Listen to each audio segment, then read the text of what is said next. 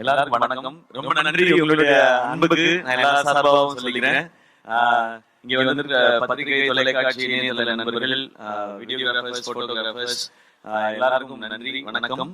நாங்க அங்கே நின்று எங்களுக்கு இந்த சந்தோஷத்தை கொடுத்துருக்க, அன்பு கொடுத்துருக்க எல்லாருக்கும் ஒரு பெரிய பெரிய நன்றி.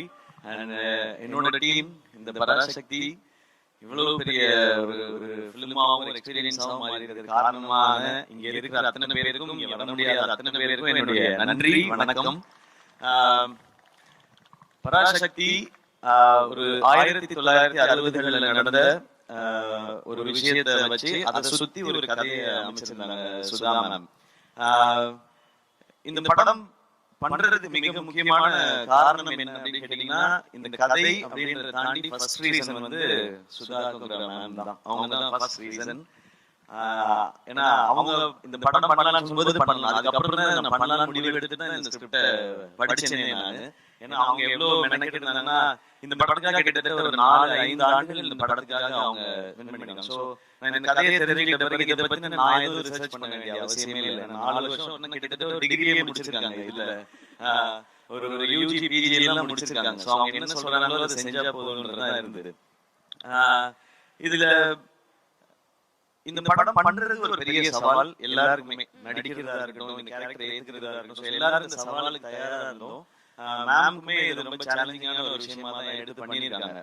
பட் இந்த மாதிரி சவால்ல தலைவர் சொல்ற மாதிரி சோதனையை சந்திச்சா தாயா சாதனை அப்படின்ற மாதிரி இந்த படம் அப்படி ஒரு சாதனையா தான் இருக்கும்னு நான் நம்புறேன். ஏன்னா அவ்வளவு விஷயங்களை கடந்து வந்திருக்கோம். தேங்க்யூ ஆகாஷ் ப்ரோ, இந்த படத்தோட ப்ரொடியூசர் நீங்க, இந்த படத்தை நீங்க சிரத்தை எடுத்து பண்ணதுக்கு. அண்ட் அதை தாண்டி படங்கள் நிறைய பண்ணிட்டே இருக்கோம். ஒரு படம் எடுக்கிறது மட்டும் இல்ல, கொண்டு போய் மக்கள்கிட்ட சேர்க்கிறது ரொம்ப முக்கியம்.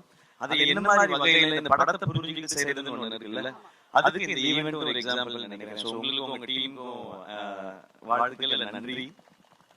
அதுக்கப்புறம் நான் ஆக்சுவலா எல்லார பத்தியும் ஆடியோ லான்ச்ல தான் பேசணும்னு வச்சிருந்தேன். ஏன்னா நிறைய இருக்கு எனக்கு ஒவ்வொருத்தருக்கும் 10-10 நிமிஷம் இருக்கு. ஒரு எபிசோட வச்சிருக்கேன். இங்க மத்தவங்க எல்லாம் பேசிட்டதுனால நான் ஒரு வரியாவது பேசணும்னா யூடியூப்ல வந்து அழகாக பேசிய ஜெயம் ரவி, அதை கண்டுகொள்ளாத சிவகார்த்திகேயன் அப்படின்னு போடுவாங்க.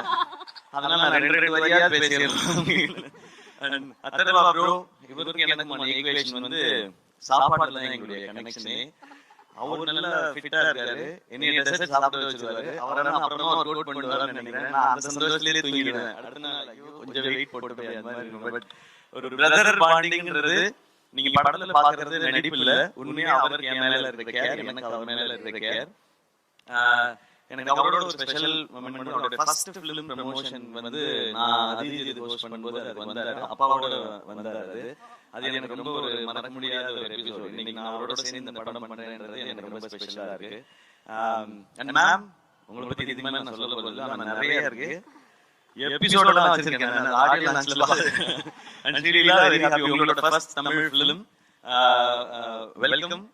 தமிழ் ஆடியன்ஸ் உங்களுக்கு தெரியும், இங்க வந்து ரொம்ப பயங்கரமான பெர்ஃபார்மரா இருக்கணும்னு அவசியம் இல்லை. ஆனா முயற்சி இருக்குன்னா அவங்க தட்டி தூக்கிட்டு வந்து மேல கொண்டு போய் வச்சிருவாங்க. அப்படி வந்தவங்க தான் நானா. So welcome. அது இந்த மாதிரி படத்துல இருக்கிறது ரொம்ப சந்தோஷம். கொஞ்சமா டான்ஸ் வச்சதுக்காக டான்ஸ் மாஸ்டருக்கு நன்றி. உங்க ஸ்பீடுக்கு டான்ஸ் வைக்கல இந்த படத்துல, அதுக்கு நான் ரொம்ப ஹாப்பி. அண்ட் ரவி மோகன் சார், தேங்க்யூ, நீங்க இதை அக்செப்ட் பண்ணிக்கிறதுக்கு இந்த ரோல. ஒரு ஹீரோ வந்து ஹீரோவா ஒரு கதை கேட்டு இந்த கதை ஓகே, இந்த கதை இல்லைன்றது டெசிஷன் எடுக்கிறது ரொம்ப ஈஸி. ஆனா ஹீரோவா சக்சஸ்ஃபுல்லா இவ்வளவு வருஷம் பண்ணதுக்கு அப்புறம் வில்லனா நடிக்கிறதுன்றது அது ரொம்ப ஒரு டஃப்பான ஒரு டெசிஷன் அது. அப்ப அவர் எடுத்து ஓகே சொல்லும்போது நான் நினைச்சுக்கிட்டது அதுதான், நீங்க படத்துல தான் வில்லன், எனக்கு நான் காலேஜ்ல இருந்து பார்த்த ஹீரோ தான் நீங்க, அப்படிதான் என் செட்ல இருக்கணும், இந்த படத்துல இருக்கணும்ன்றதான் நான் நினைச்சது. எப்பவுமே அப்படிதான் நினைப்பேன் சார். அதனாலதான் நான் ரவி மோகன் தான் ஃபர்ஸ்ட் நேம் இருக்கும். இங்க இருக்கிறதுல சீனியர் எங்களுக்கு அவர் தான். நீங்க தான் பெரியவங்க நீங்க அப்படின்னு சொல்லி ஜிவி ப்ரோ, ஜிவியோட 100th ஃபிலிம் நான் இப்பதான் சொல்லிட்டு இருந்தேன். அம்மா கேட்டாங்க, ஜிவி பிரகாஷ் 100 படம் பண்ணிருப்பா, சின்ன குழந்தையில இருந்து மியூசிக் போடுதோ அப்படின்னு இன்னைக்கு காலையில கேட்டாங்க. அந்த வீடியோ இன்டர்வியூ பார்த்து அம்மா சின்ன வயசுல இருந்து ஆரம்பிச்சாருமா, நான் குழந்தையா இருக்கும்போது மியூசிக் டைரக்டர்லாம் 10 படம் 15 படம் எல்லாம் பண்ணலாமா, அதனால 100 படம் பண்ணிருப்பா, பெரிய விஷயம் சொல்லிட்டு இருந்தாங்க. உண்மையிலேயே பெரிய விஷயம். 100 படம் பண்றது இல்ல, அதுக்குள்ள எல்லா ஜானரும் பண்ணிட்டாரு அவரு.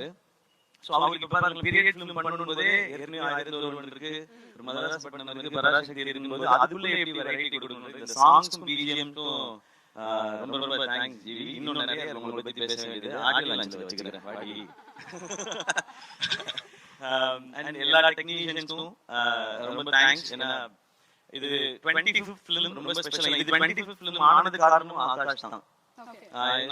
இன்னொரு படம் பண்ணிட்டு இந்த படம் பண்ணலாம்போது இது 25th ஃபிலிமா இருக்கும்போது எனக்கு சொன்ன இதை விட ஒரு ஸ்பெஷல் ஃபிலிம் 25th ஃபிலிமுக்கு கிடைக்குமான்னு தெரியல. இந்த ஸ்டோரி இப்படி ஒரு டீம் அண்ட் இந்த டைட்டில்.